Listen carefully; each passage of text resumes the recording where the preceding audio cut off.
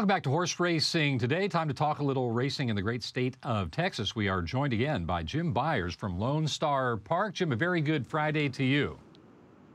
Rich, how are you doing today? I'm doing great. Let's talk first about how things are going there in the early stages of the meeting and a little bit about track conditions. Looks to me as though we may have some precipitation coming your way over the weekend.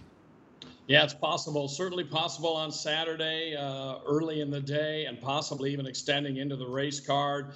You know, they predicted that last week as well, and it just stayed just barely north of us. So we'll see if that happens this week. But there is a pretty good chance of rain, not just rain, but thunderstorms on Saturday, which could have a carryover effect on the racetrack surfaces for Sunday.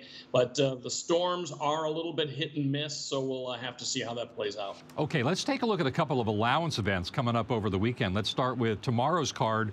Race number 3, an entry-level allowance for 3- and 4-year-olds. What do you see in that field? Well, I really like this field. This is 6 furlongs. Shouldn't have much effect if the track were to come up sloppy. Notionalist ran a really nice race on opening night, beaten by a Carl Broberg stablemate by 2 3/4 lengths, but put up a really nice buyer figure. You've got a horse in here, Daftar, who's $120,000 Keeneland November yearling purchase way back a couple of years ago, 3 years ago. Just had a decent campaign at Oaklawn Park at a little bit lower levels. And then you've got 100 Years, Steve Asmussen's stable, Iram Diego aboard. They combined to win 4 races each on both Saturday and Sunday.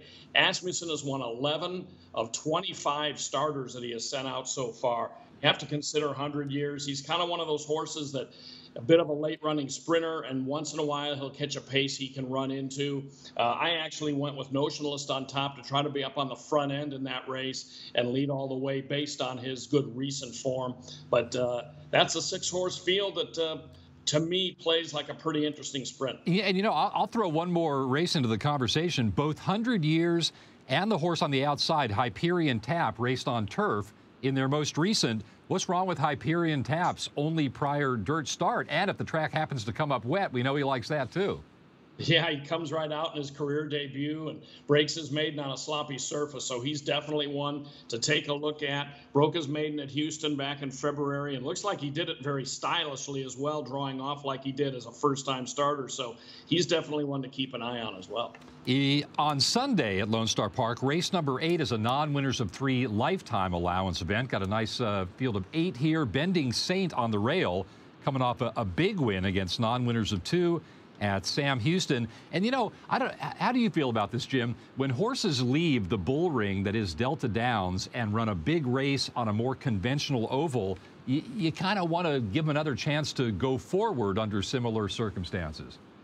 Yeah, I agree. And Sam Houston, the overall main track configuration, very similar to here. The turf courses play a little different. This turf course more favorable towards speed. Sam Houston's a little more favorable toward closers. But I agree, Delta form, they have a very good meet. Sometimes that form is a little hard to predict at Lone Star Park because you get some horses that really like it there, or they're tough against Louisiana breds, or they like the bull ring. And so it is kind of nice to see a horse come out of a race at Delta Downs and run well. This horse just absolutely blew the competition away in early March at Sam Houston. And I'm kind of curious about this Danny Pish-trained horse, number 3, Jagged Warrior. This is the horse that in my selections I'm going to go with on top. This horse comes out of the Bachelor at Oaklawn Park. Wasn't disgraced there, just barely missed a distant third.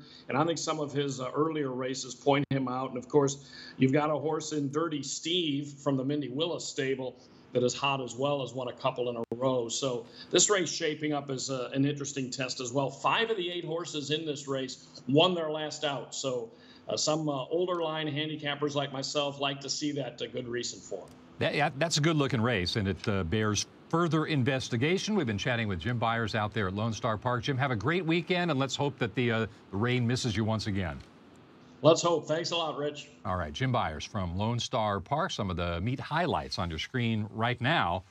Steve Sexton Mile, a Grade 3, the Lone Star Park Handicap, another graded race coming up on the 28th of May.